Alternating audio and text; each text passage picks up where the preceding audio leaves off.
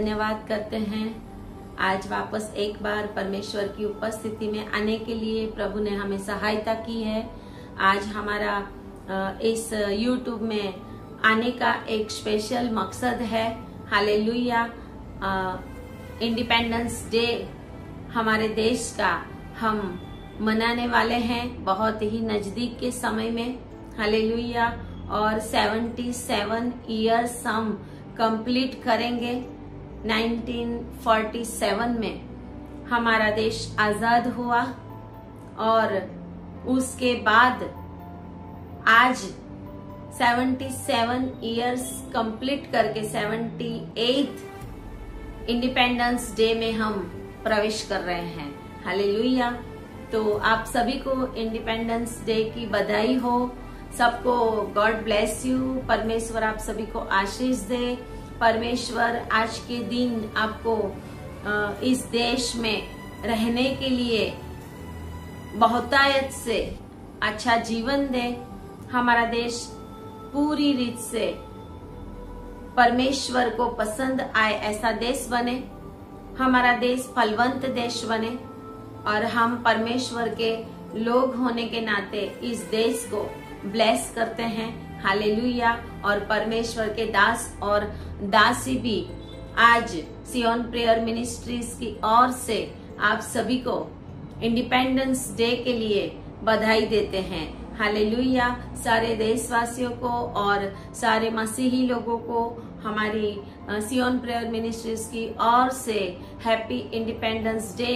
और आज हम परमेश्वर के कुछ वचनों को देखने के लिए जा रहे हैं। हालेलुया। तो आइए हम देखते हैं दूसरा इतिहास उसका 7 अध्याय और उसकी 13 आयत से हम देखते हैं।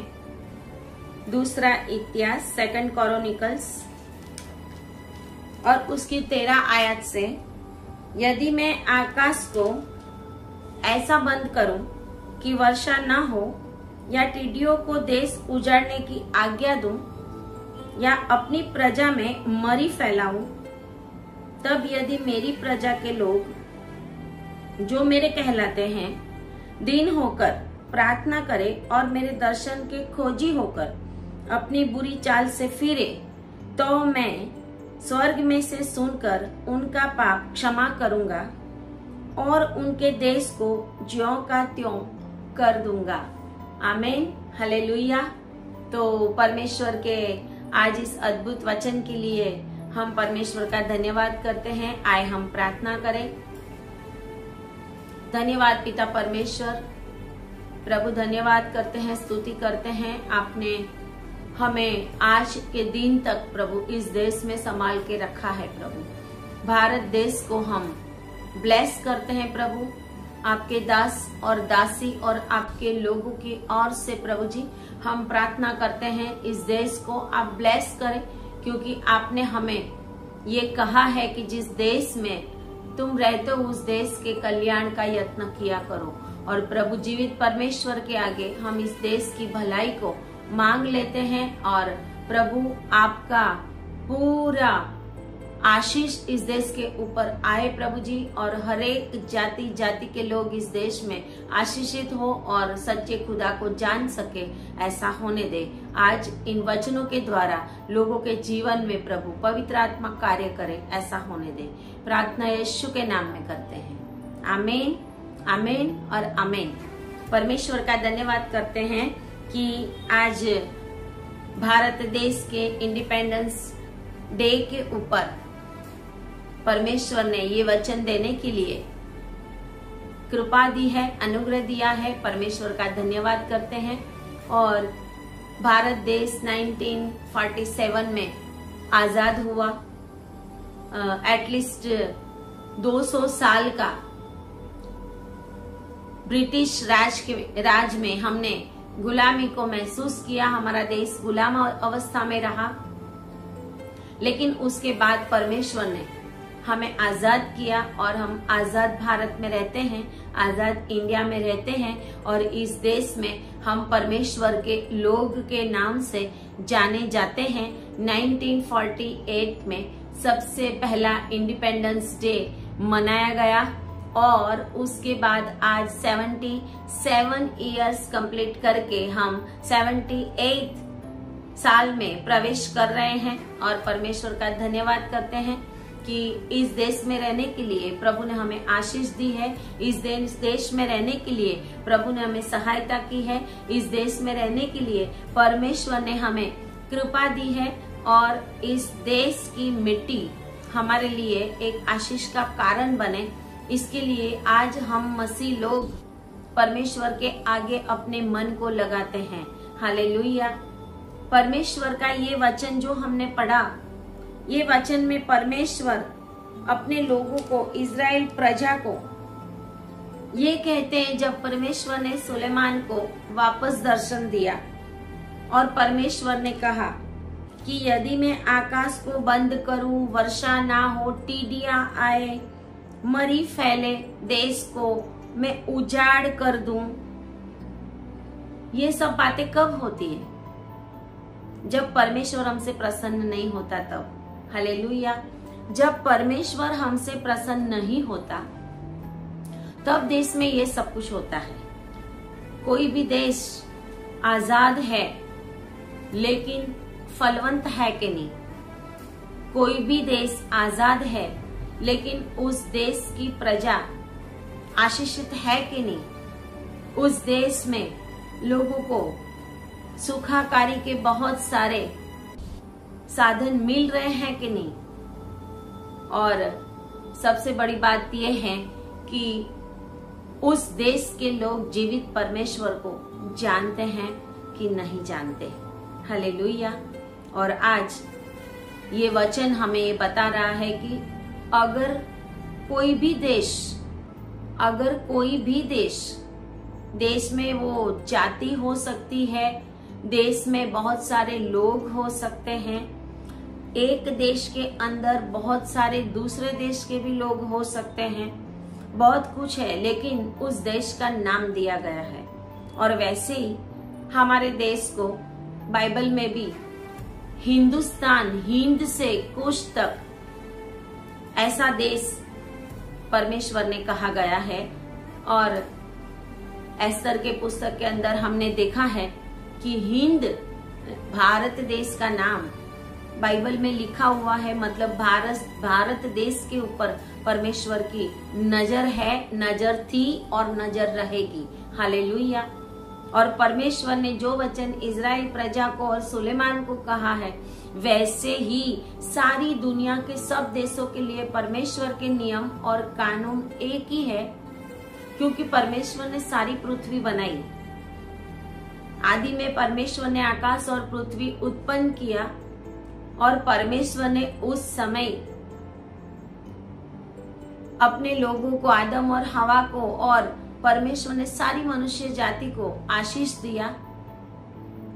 और समय होते होते अलग अलग देश बने, लेकिन जिस देश में परमेश्वर की दया, परमेश्वर की कृपा, परमेश्वर की आशीष होती है, जिस देश में गलत काम नहीं होते, जिस देश में एक दूसरे को मारा नहीं जाता, एक दूसरे को काटा नहीं जाता, जिस देश में हत्याएं नहीं होती, खून नहीं होता, भ्रष्टाचार नहीं होता, अत्याचार नहीं होता, न्याय होता है, जिस देश में लोग आपस में एक दूसरे के साथ प्रेम और शांति से रहते हैं, तो परमेश्वर उस देश को प्यार करता है।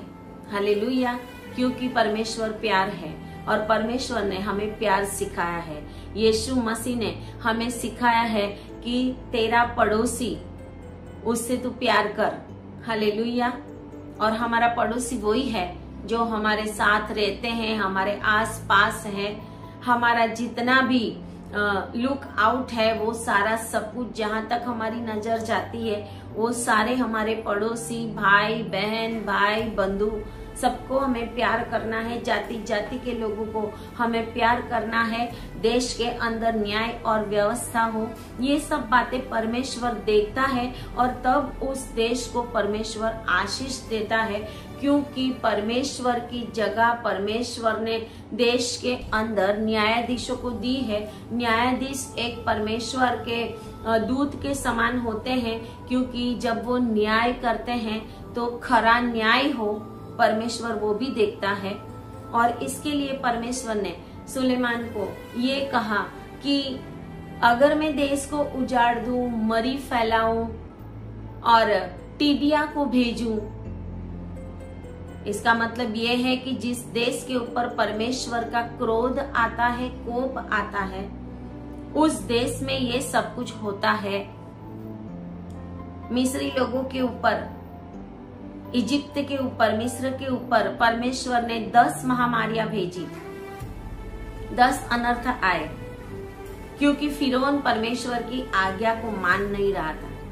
हर एक देश को चलाने के लिए परमेश्वर ने जो व्यवस्था दी है, उसी व्यवस्था के अनुसार इस दुनिया में सारे देश चलने चाहिए, लेकिन आज ऐसा हो नहीं रहा।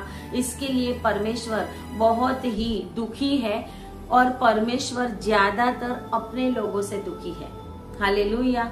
जो लोग परमेश्वर को जानकर भी परमेश्वर से दूर हैं, जो लोग परमेश्वर को जानकर भी एक दूसरे को मार रहे हैं, एक दूसरे का अपमान कर रहे हैं, एक दूसरे को प्यार से बात नहीं कर रहे हैं, जाति जाति के लोगों से परमेश्वर ने जैसे कहा है वैसे उनको भलाई के काम हम नहीं कर रहे हैं, हम असत्य बोलते हैं, हम बाइबल में जो 10 आज्ञाएं दी है उस 10 आज्ञाओं का मसीह लोग होते हुए भी पालन नहीं करते, तो देश के अंदर जो कुछ भी हो रहा है और देश के अंदर कोई भी देश के अंदर अगर मसीह लोग हैं, कोई भी देश के अंदर परमेश्वर के जन है और फिर भी उस देश में अत्याचार, खूना, मरकी, गंदे काम, दुष्ट के काम, व्यभिचार के काम, मतवालेपन के काम, गलाती 5 और 19 में लिखा हुआ है,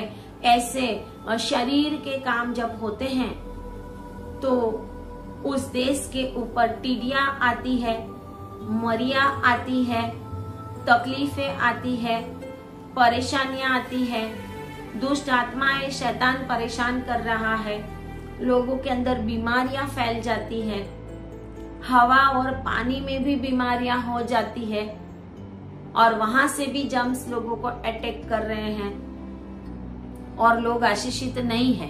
खाना पीना भी श्रापित हो जाता है, लोग आशीषित नहीं है। तो वो सारी सबकी जिम्मेदारी परमेश्वर के जन अगर उस देश में रहते हैं तो उनकी है, क्योंकि हम कमती मालूम पड़े हैं। जैसे परमेश्वर ने बेलशास्सर राजा को वॉल के ऊपर अपने हाथों से अंगुलियों से लिखा हुआ लेख बताया, मैंने तकेल को फासिन। ऐसे आज परमेश्वर के लोग कमती मालूम पड़े हैं। किसमें कमती मालूम पड़े हैं? परमेश्वर की सेवा में, परमेश्वर को प्यार करने में, परमेश्वर की आज्ञाओं का पालन करने में, परमेश्वर का वचन पढ़ने में, परमेश्वर ने जैसे कहा है वैसे अपने जीवन में सही रीत से चलने में।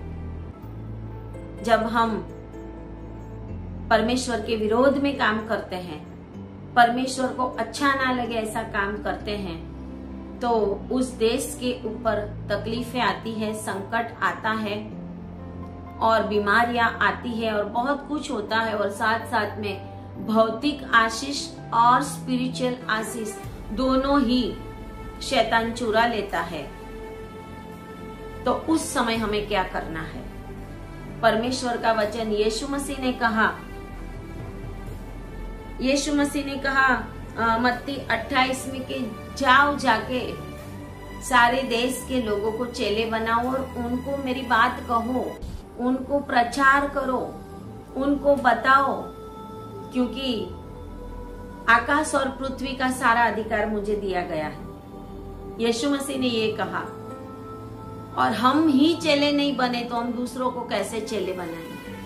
परमेश्वर के चेले बनना मतलब परमेश्वर ने जैसे कहा है वैसे परमेश्वर के मार्ग में चलना, यीशु मसीह के पैरों के पीछे पीछे चलना। लेकिन आज हम मसीह लोग उसमें से फेल होते जा रहे हैं। बहुत सारे मसीह लोग आज परमेश्वर से दूर है और देश में, अपने घर में, अपने जॉब में, अपने बच्चों में, अपने फैमिली में वो फेल होते जा रहे हैं। और देश में भी बहुत सारे श्राप और गलत काम बढ़ते जा रहे हैं, क्योंकि मसीह लोग क्या नहीं करते। परमेश्वर का वचन ये कहता है कि मेरी प्रजा दीन होकर प्रार्थना नहीं करती। हालेलुया। 2 क्रॉनिकल्स 7 और उसका 14 आयत में लिखा हुआ है कि यदि मेरी प्रजा के लोग जो मेरे कहलाते हैं, परमेश्वर के नाम से जो परमेश्वर के लोग मतलब मसीह लोग कहलाते हैं, वो दीन होकर प्रार्थना करे और मेरे दर्शन के खोजी होकर अपनी बुरी चाल से फिरे। आज परमेश्वर अपने देश के लिए, मसीह लोगों को क्या करने के लिए कह रहा है। परमेश्वर भारत देश के लिए, इस देश में रहने वाले मसीह लोगों को जो परमेश्वर के नाम से जाने जाते हैं, उनको प्रभु क्या कहना चाहता है। प्रभु कहता है कि मेरे लोग दीन होकर प्रार्थना करें। हम दीन होकर प्रार्थना नहीं करते, हम प्रार्थना करते हैं लेकिन एक रूटीन प्रार्थना हम करते हैं। हम समय नहीं देते परमेश्वर को, हम उसमें भी कमती मालूम पड़े हैं। हम परमेश्वर के साथ बातें नहीं करते, परमेश्वर की बातें हम सुन नहीं सकते। परमेश्वर कहता है कि अगर मैं देश के अंदर टिड्डिया भेजूं, टिड्डिया मतलब अनेक प्रकार की दुष्ट आत्माएं। टिड्डिया मतलब कोई पक्षी आ जाएंगे और खाना खा जाएंगे, खेत को साफ कर देंगे, इतना ही नहीं है। टिड्डिया वो होती है, वो सब कुछ साफ कर देती है। जब वो झुंड आता है और वो झुंड आता है तो खेत हरा भरा होता है, लेकिन जब वो झुंड जाता है तो एक दाना भी बाकी नहीं रहता है। और ऐसे ही जब दुष्ट आत्माएं और शैतान देश के अंदर जब कार्य करता है तो हर जगह के ऊपर हम ऐसी टिड्डियों को देख सकते हैं। न्याय और व्यवस्था में हम देख सकते हैं कि टिड्डियों ने वो खा लिया। विकास के कामों में हम देखते हैं कि टिड्डियों ने ये खा लिया है। भ्रष्टाचार हो रहे हैं, अत्याचार हो रहे हैं, जेलों में जेल में लोग माते नहीं है, इतने कैदी हो गए हैं, इतने केसेस हो गए हैं कोर्ट में।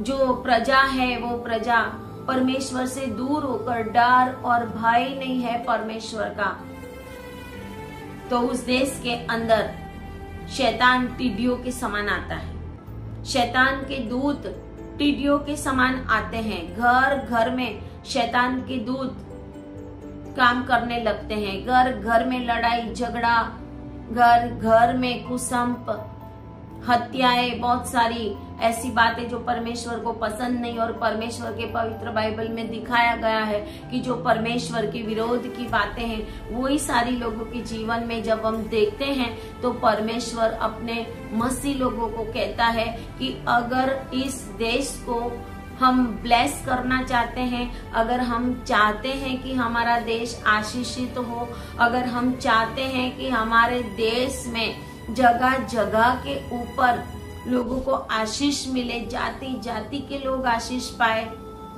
तो हमें दीन होकर प्रार्थना करनी पड़ेगी। हम क्या करते हैं, 15 अगस्त आती है, 26 जनवरी आती है, स्पेशल प्रेयर रखते हैं, चर्चिज में रखते हैं, लोग अपने कोई मिनिस्ट्रीज में रखते हैं, लेकिन पूरे साल हम क्या करते हैं। 77 इयर्स कंप्लीट किए हमने इंडिपेंडेंस के। 77 मतलब डबल 7 मतलब डबल संपूर्णता, डबल संपूर्णता की निशानी।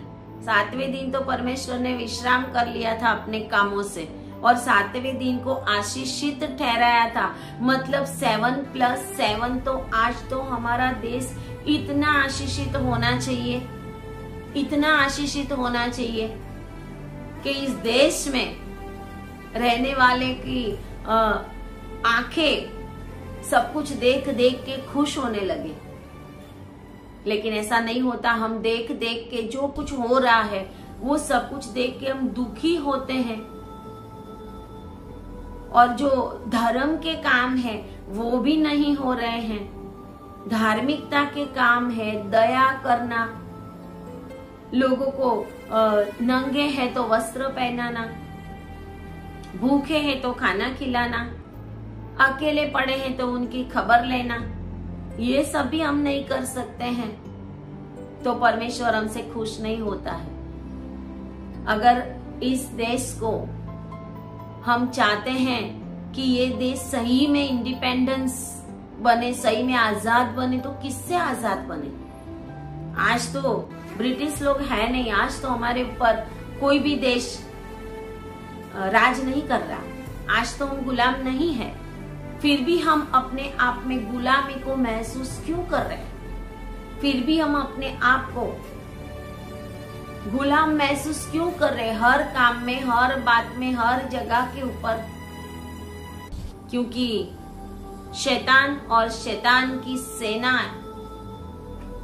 मसीह लोग जो परमेश्वर से दूर हो गए हैं, मसीह लोग जो परमेश्वर की प्रार्थना में नहीं है, कहते हैं कि अगर आपके घर के आसपास दारू के अड्डे हैं, आपके घर के आसपास ऐसे लोग हैं कि जो हत्याएं करते हैं, खूनामर्गी करते हैं, गलत काम चलते हैं, व्यभिचार चलते हैं, तो इसका मतलब है कि उस जगह के ऊपर जो भी मसीह लोग रहते हैं वो ही रिस्पॉन्सिबल है।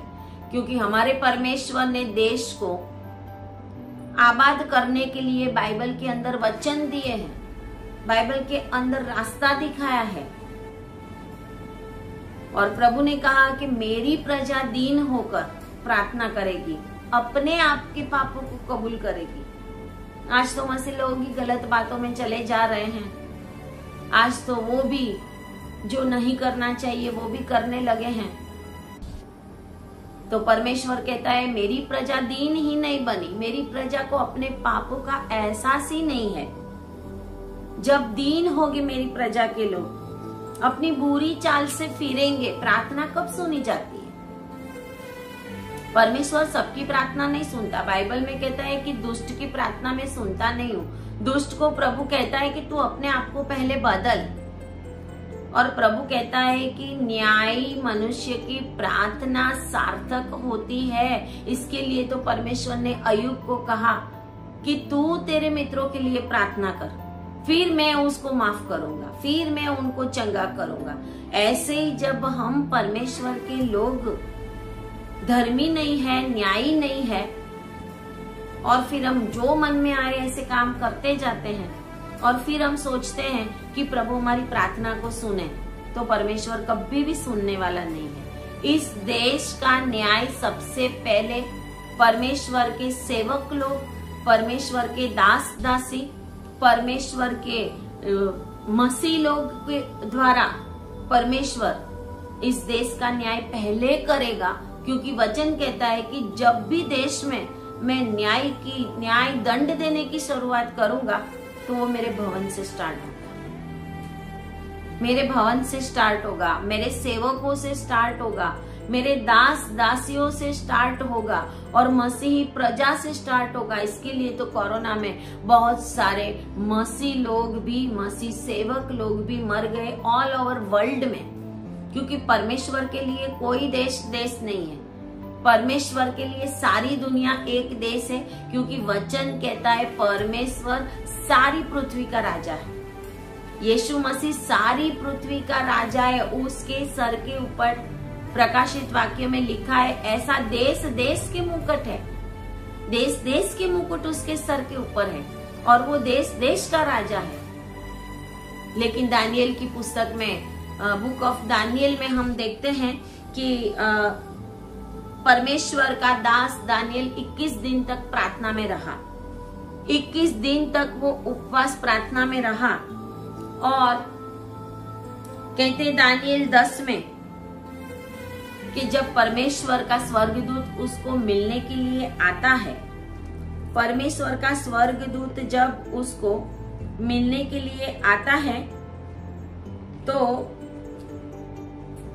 दानिएल 10 और उसका 13 अध्याय, उसमें लिखा हुआ है कि परमेश्वर का स्वर्गदूत दानिएल को बताता है जब वो उपवास प्रार्थना में होता है, और वो कहता है कि फारस के राज्य का प्रधान 21 दिन तक मेरा सामना किए रहा। जिस देश में वो गुलाम था, जिस देश में दानिएल फारस देश में गुलाम था, कहते हैं कि मेरा सामना किए रहा, परंतु मिखाएल जो मुख्य प्रधानों में से, मिखाएल दूत जो सैन्य का मेन है, मुख्य प्रधान है, मुख्य दूत है, वह मेरी सहायता के लिए आया। इसलिए मैं फारस के राजाओं के पास रहा, और अब मैं तुझे समझाने आया हूँ कि अंत के दिनों में तेरे लोगों का क्या दशा होगी, क्योंकि जो दर्शन तूने देखा है वह कुछ दिनों के बाद पूरा होगा। इसका मतलब दानिएल जब 21 दिन प्रार्थना और उपवास में था, तब भी उसका उत्तर नहीं आ रहा था, लेकिन वो दीन होकर प्रार्थना कर रहा था। नहम्या, एजरा परमेश्वर के आगे अपने लिए, अपने पापों के लिए, अपने पूर्वजों के पापों के लिए दीन होकर परमेश्वर के आगे प्रार्थना करते हैं। नहम्या तो अपने बालों को भी वो तोड़ देता है और इतना दुखी हो जाता है जब यरूशलेम की वो दशा, कोट टूटे हुए हैं और यरूशलेम की दशा बहुत भयंकर है, खराब है, तो वो इतना रोता है, इतना परमेश्वर के आगे अपने आप को दीन करता है। आज कौन अपने आप को दीन कर रहा है अपने देश के लिए? अगर आप चाहते हैं, अगर मसीह लोग चाहते हैं अपना देश परमेश्वर की ओर से आशीष पाए, जीडीपी बढ़ने से कोई आशीष नहीं होती। जीडीपी बढ़ जाए तो आशीष नहीं होती। जीडीपी बढ़ता रहे लेकिन देश में हत्याएं होती रहे, देश में खून होता रहे, देश में व्यभिचार, बलात्कार, देश में जेल भरी जाती है, कैदी बढ़ रहे हैं, तो जीडीपी बढ़ने से देश विकसित देश है ऐसा नहीं कहा जाता। बाइबल कहती है परमेश्वर जिसको आशीष देता है उस देश के अंदर ये सब नहीं होता। उस देश में शांति होती है, उस देश में शांति होती है, उस देश में लोगों का कल्याण होता है, उस देश में टीडियां नहीं आती, उस देश में महामारियां नहीं आती, उस देश में लोग एक दूसरे को जाति जाति को नहीं मारते। लेकिन हम कमती मालूम पड़े। 77 इयर्स भारत देश के इंडिपेंडेंस में हमने पता नहीं कितने लोगों ने 77 आवर्स 77 डेज फास्टिंग किया, परमेश्वर के आगे प्रार्थना की, अपने आप को झुकाया, या फिर सब कुछ मेरा मेरा मेरा मेरा मेरा फैमिली, मेरे बच्चे, मेरा घर, प्रभु मुझे आशीष दे। 15 अगस्त और 26 जनवरी को हम परमेश्वर को बोलते मेरे देश को प्रभु आशीष दे, आशीष दे। बाकी के दिन हम कहाँ होते? बाकी के दिन हम क्या करते हैं? जब प्रार्थना मीटिंगों में देश के लिए लोगों को बोलते हैं आओ, लोगों को आने का मन नहीं होता। लोगों को अपनी आशीष चाहिए, देश की आशीष नहीं चाहिए। मसीह लोगों की आज ये हालत है। मसीह लोगों को अपनी आशीष चाहिए, अपने बच्चों की आशीष चाहिए, अपने घर की आशीष चाहिए। लेकिन जब देश आशीषित होगा, हालेलुया, तो आपके जीवन में भी शांति आएगी। अगर आप परमेश्वर के आगे झुकोगे, नम्र होकर, दीन होकर, दानिएल के समान। दानिएल 21 दिन उपवास प्रार्थना में बैठ गया, कुछ भी अच्छा उसने खाया पिया नहीं। और कहते हैं कि हर एक देश के ऊपर एक प्रधान होता है, और वो प्रधान अगर फेल हो जाता है, वो प्रधान मतलब ये हमारे कोई कैबिनेट मिनिस्टर्स होते हैं उसकी बात मैं नहीं कर रही। हर एक देश के ऊपर परमेश्वर ने स्वर्गदूत ठहराए थे, हर एक देश के ऊपर, लेकिन वो स्वर्गदूत भी नाकामयाब निकले। और इस देश के अंदर गलत काम हो रहे हैं, वो स्वर्ग दूतों का भी परमेश्वर न्याय करेगा। लेकिन परमेश्वर कहता है कि देश देश के ऊपर मेरी नजर है, दुष्ट राज्यों के ऊपर मेरी नजर है। और इसके लिए दानियल जब प्रार्थना कर रहा था तो प्रार्थना का उत्तर तो जब से उसने प्रार्थना की उसी समय परमेश्वर ने भेज दिया था गैब्रिएल दूत को। गैब्रिएल को परमेश्वर ने भेज दिया था, लेकिन गैब्रिएल 21 दिन तक नहीं आ सकता। जब 21 दिन पूरे होने को आए उस समय ऐसा हुआ कि वो आता है और दानियल को कहता है कि फारस के राज्य का प्रधान 21 दिन तक मेरा सामना किया। ये फारस के राज्य का प्रधान कोई फारस के राज्य का मिनिस्टर नहीं था, ये फारस के राज्य के ऊपर ठहराया हुआ स्वर्गदूत था जो फेल है, जो शैतान के काम कर रहा है और प्रार्थना करने के लिए रोक रहा है। प्रार्थनाएं आती जाती, प्रार्थनाएं जब उसका उत्तर आता है स्वर्ग से और प्रार्थनाएं ऊपर जाती उसको रोकता है। हमें किसके सामने लड़ना है? जाति जाति के सामने नहीं, देश देश के सामने नहीं। हमारे देश के ऊपर जो प्रधान है, जो दूत है, जो हमारी प्रार्थनाओं को रोक रहा है। मिड हेवन में युद्ध होता है, मध्य आकाश में युद्ध होता है। दुनिया के ऊपर की दुष्ट आत्माएं तो थोड़ा प्रार्थना करेंगे चली भी जाएगी, लेकिन आने वाले दिनों के अंदर ऐसा समय आने वाला है कि अधोलोक में से टिड्डियां निकलेगी। वचन कहता है, प्रकाशित वाक्यों में लिखा, ये टिड्डियां क्या है? ये दुष्ट आत्माएं हैं, ये महामारियां लाएगी, ये बीमारियां लाएगी, ये परेशानी लाएगी, ये लहू बहाएगी।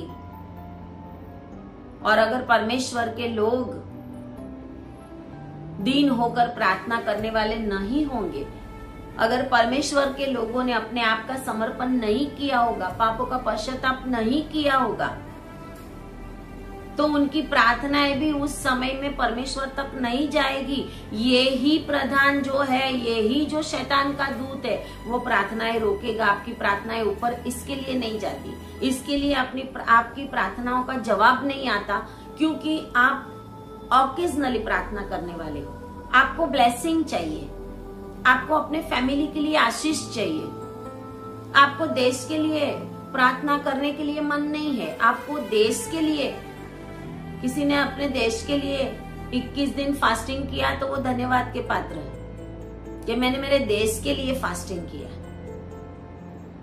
सब अपने अपने लिए सब कुछ करते हैं और इसके लिए उस देश का जो प्रधान है ना मिड हेवन में, वो प्रार्थनाओं को ऊपर ही नहीं जाने देता और इसके लिए देश में गलत काम बढ़ते जाते हैं। लेकिन अगर अपने देश को हमें रियल में इन सब बातों से, पापों से, अत्याचारों से आजाद करवाना है, तो परमेश्वर चाहता है कि मेरे लोग दीन होकर प्रार्थना करें, मन फिराए, अपनी बुरी चाल से फिरे, और तब मैं स्वर्ग में से सुनकर उसका पाप क्षमा करूंगा और उसके जब अपने पापों को वो माफी मांगेंगे तब मैं उसके देश को ज्यों का त्यों कर दूंगा। यहाँ पे कोई अन्य जातियों के लिए प्रभु ने नहीं कहा कि दूसरी प्रजा जब पापों का पश्चाताप करेगी, दूसरी प्रजा अपने पापों को मानेगी। यहाँ पे लिखा है जब मेरी प्रजा के लोग, लेकिन मेरी प्रजा के लोग है किधर? मेरी प्रजा के लोग कर क्या रहे हैं? मेरी प्रजा के लोग परमेश्वर की उपस्थिति में कितने समय आते हैं? क्या मेरी प्रजा के लोग साबातों को पवित्र मानते हैं? क्या मेरी प्रजा जो मुझे अच्छा लगता है वो करती है? क्योंकि हर एक देश के ऊपर जो प्रधान है वो प्रार्थनाओं को रोकेगा, वो प्रार्थनाओं को रोकेगा। अगर आप दानियल के समान है, अगर आप नेहम्याह एज्रा के समान है, अगर आप मूसा और यहोशू के समान है, अगर आप पतरस, याकूब और यूहन्ना के समान है और प्रार्थना करते हैं, तो आपकी प्रार्थनाओं का जवाब देने के लिए मिखाइल दूत और गब्रिएल दूत आएगा। गाब्रिएल दूत को परमेश्वर आपकी प्रार्थनाओं का उत्तर लेके भेजेगा। अगर उसमें उस देश का प्रधान जो दूत ठहराया था परमेश्वर ने, जो शैतान का दूत बन गया है, आज शैतानी कामों को बढ़ने देते जा रहा है और प्रार्थनाओं को रोक रहा है, अगर वो आपकी प्रार्थना रोकेगा तो परमेश्वर मिखाइल को भेजेगा, सैन्य के सरदार को भेजेगा, गाब्रिएल को मदद करने के लिए भेजेगा, ताकि गाब्रिएल सही जगह के ऊपर सही समय के ऊपर प्रार्थनाओं का उत्तर लेके जा सके। और इसके लिए परमेश्वर यीशु मसीह ने भी कहा था, जब यूहन्ना बपतिस्मा मारा गया तब से यीशु मसीह ने प्रचार किया कि परमेश्वर का राज्य निकट है, मन फिराओ। जब 2024 साल पहले परमेश्वर ने ये कहा था परमेश्वर का राज्य निकट है, तो आज कितना निकट है। आज वो अधोलोक में से टीडियां आने वाली है। आज वो मिड हेवन में जो दुष्ट आत्माएं है ना, जो दुनिया की दुष्ट आत्माओं से बहुत बलवान है, जो उस दुष्ट आत्माओं को इधर बेचती है, जा उसके घर में जाके ये कर, जा उसके जीवन में जाके ये कर, जो उसकी भी प्रधान है। ये प्रधान था जो प्रार्थना रोक रहा था। और कहता है वचन, ऐसा कहता है कि फारस के राज्य का प्रधान ने उसको रोक लिया और उसको मदद करने के लिए मिखाइल दूत आया। और वो कहता है, राजाओं के पास परमेश्वर का वचन ऐसा यहाँ पर लिखा हुआ है कि वो, इसलिए मैं फारस के राजाओं के पास रहा और अब मैं तुझे समझाने आया हूँ। देश आजाद तब होगा जब एक एक मनुष्य बुरी चाल से आजाद होगा। सही में हम अपने आप को आजादी तब महसूस कर सकेंगे जब हम पाप से आजाद है, शैतान से आजाद है, बुरे कामों से आजाद है, धर्मी काम कर रहे हैं, सच्चे परमेश्वर को जान रहे हैं, जब उसकी आराधना कर रहे हैं। और जब परमेश्वर के मसीह लोग ये सब करेंगे, मन फिराएंगे, परमेश्वर के राज्य के लिए तैयार हो जाओ, परमेश्वर का राज्य निकट है। जब हम ये सब करते हैं तब परमेश्वर का राज्य निकट आता है। क्यों आता है? क्योंकि जब हम दीन होकर प्रार्थना करते हैं और हमारी लड़ाई दुष्टता के जो आत्मिक संसार के अंदर जो हाकिम और प्रधान और अधिकारी है, उनके सामने एफेसियों के पत्र में लिखा है, ऐसा हमारी लड़ाई होगी तो हम जीतेंगे। और हम जीतेंगे तो क्या होगा? परमेश्वर के राज्य में आत्माएं बढ़ेगी। परमेश्वर के राज्य में आने के लिए आत्माएं नहीं बढ़ेगी और वो आत्माएं नरक में जा रही है, तो परमेश्वर के लोग जिम्मेदार हैं। परमेश्वर के लोग जिम्मेदार हैं। आपके बाजू में, आपके पड़ोस में, आपके नजदीक में रहने वाले लोग अगर नाश में जा रहे हैं, क्या आपने उनके पास तो नहीं गए, लेकिन आपने उनके लिए प्रार्थनाएं की? क्या आपने उनके लिए परमेश्वर के आगे पुकार किया? परमेश्वर कहता है दीन बन जाओ, अपने लिए, अपने जीवन के लिए परमेश्वर के आगे दीन बन जाओ और माफी मांगो। अपनी जो बुरी चाल है उससे आप अपने आप को फेर लो, तब प्रभु हमें आजाद करेगा।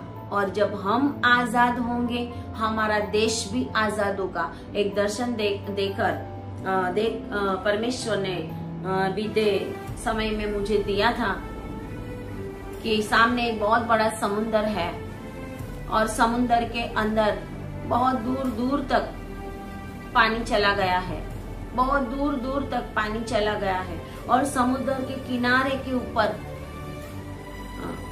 कुछ पर्टिकुलर लोग कुछ करने के लिए, कुछ ऐसे काम करने के लिए बैठे हुए हैं। कुछ लोग ऐसा शैतान का काम कर रहे हैं, बहुत सारी भारी संख्या में, कुछ पर्टिकुलर वेश परिधान करके। और सडनली मैं देख रही हूं कि समुद्र के अंदर से पानी सुनामी के जैसे आया और वो जो सारे लोग थे जो किनारे के ऊपर बैठे थे, अनगिनत थे, उनके ऊपर पानी फिर गया और वो सारे समुंदर के अंदर चले गए, दिखे भी नहीं।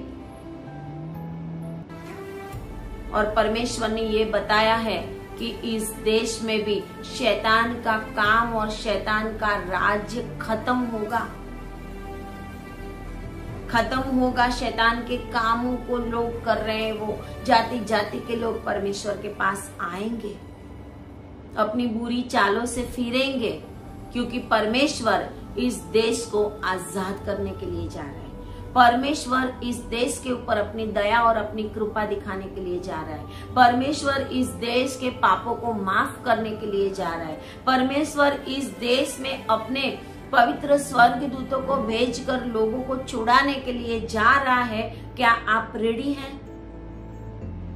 क्या आप रेडी हैं? इस युद्ध में परमेश्वर के स्वर्गदूतों के साथ आत्मिक लड़ाई लड़ने के लिए आप रेडी हैं?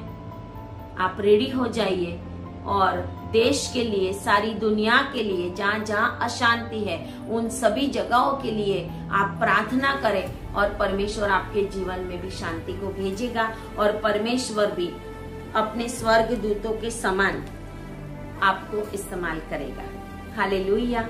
परमेश्वर इन वचनों के द्वारा आपको ब्लेस करे और हम सारे दुनिया के लिए और अपने देश के लिए भी प्रार्थना में रहे और परमेश्वर के आगे अपने आप को पश्चाताप के साथ ले जाए और जितना हो सके उतना ज्यादा समय परमेश्वर के अंदर बिताए, क्योंकि परमेश्वर का राज्य निकट है, अंत निकट है। क्योंकि स्वर्गदूत ने भी आकर दानियेल को यही कहा था कि अंतिम दिनों में क्या होने वाला है और वो मैं तुझे दिखाता हूँ। परमेश्वर आपको आशीष करे, इन वचनों को आपके जीवन के अंदर फलवंत होने दे। जिसके कान है वो सुन ले आत्मा कलीसिया से क्या कहती है। आमीन। परमेश्वर आपको आशीष दे। God bless you.